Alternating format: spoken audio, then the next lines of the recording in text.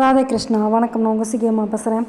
மோட்சம் தரும் மகாலயபட்சத்தில் நம்மளுடைய முன்னோர்களுக்கு எல்லாமே மோட்சம் கிடைக்கணும் அப்படின்னாக்கா நம்ம முதல்ல கேட்க வேண்டிய கதை எது அப்படின்னாக்கா நம்மளுடைய பகீரத பிரயர்த்தனம்.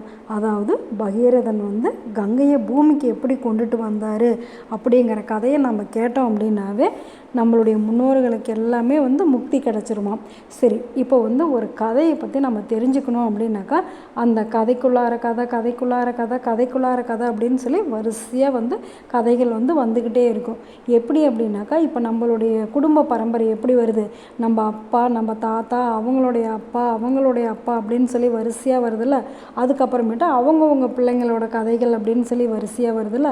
அதே மாதிரி தான் நம்ம தேவி பாகவதத்தில் ஏற்கனவே சரஸ்வதியோட சாபத்தினால தான் கங்கை பூமிக்கு வரணும் அப்படின்னு இருந்திருக்கு. அதாவது இந்த பகீரதனோட தவத்தினால கங்கை பூமிக்கு வரணும் அப்படின்னு சொல்லி ஒரு நியதி இருந்திருக்கு. அதுக்காக தான் சரஸ்வதி கங்கையை சபிக்கிற மாதிரி இந்த கதைகள் இருந்திருக்கு. ஒவ்வொரு கதைகளையும் நம்ம படித்து தெரிஞ்சிக்க இந்த கதைக்குள்ளார இந்த கதை அப்படின்னு சொல்லிட்டு நம்ம அப்படியே அந்த கதைகளுக்குள்ளார ஊடுருவி போகும்போது அதை படிக்க நம்மளுக்கு இன்னும் இன்ட்ரெஸ்டாக இருக்கும். சரி, இன்றைக்கி ஏகாதசி. இந்த ஏகாதசியிலேருந்து ஏகாதசி, துவாதசி, சதுர்தசி, அதுக்கப்புறமேட்டு நம்மளுடைய மகாலயபட்சம் அமாவாசை வருது. இந்த 4 நாட்களுமே இந்த கங்கையோட கதையை நம்ம கேட்டு நம்மளுடைய முன்னோர்கள் எல்லாம் மோட்சம் அடையணும் அப்படின்னு சொல்லி வேண்டிக்குவோம். சரி, ஃபஸ்ட்டு பகீரதன் எப்படி வந்தார் அப்படின்னு தெரிஞ்சுக்க போகிறோம். அவருடைய குடும்ப வரலாறு, அதாவது பின்னணி என்ன அப்படிங்கிறதையும் நம்ம தெரிஞ்சுக்க போகிறோம். அயோத்தியை ஆண்ட அரசர்கள் எல்லாருமே சூரிய குலத்தை சேர்ந்தவங்க. அப்படி அயோத்தியை ஆண்ட இஸ்வாகு குலத்தில் சகரன் அப்படின்னு சொல்லி ஒரு அரசன் இருந்தார். அவருக்கு வைதர்பி, சைப்பியை அப்படின்னு சொல்லி 2 மனைவிங்க இருந்தாங்களா. இதில் சைப்பியைக்கு அசமஞ்சன் அப்படின்னு சொல்லி ஒரு மகன் இருந்தாங்க. ஆனால் வைதர்பிக்கு குழந்தைங்களே இல்லைன்னதுமே அவங்க ரொம்ப கவலைப்பட்டு சிவபெருமானை வேண்டினாங்களாம். உடனே சிவபெருமான் சிவபெருமானோட அருளால் அவங்களுக்கு ஒரு கர்ப்பம் உண்டானிச்சான். அந்த கர்ப்பம் 100 ஆண்டுகளுக்கு அப்புறமேட்டு ஒரு மாமிச பிண்டமாக வெளியே வந்துச்சான். அதை பார்த்ததுமே அவங்களுக்கு ரொம்ப அழுவாச்சி வந்துருச்சான். உடனே சிவபெருமானை வேண்டினதும் அவர் ஒரு பிராமண வடிவத்தில் வந்தாராம். அந்த பிண்டத்தை 60,000 பாகங்களாக செஞ்சாராம். அந்த 60,000 பாகங்களுமே புத்திரர்களாக ஆயிட்டாங்களாம்.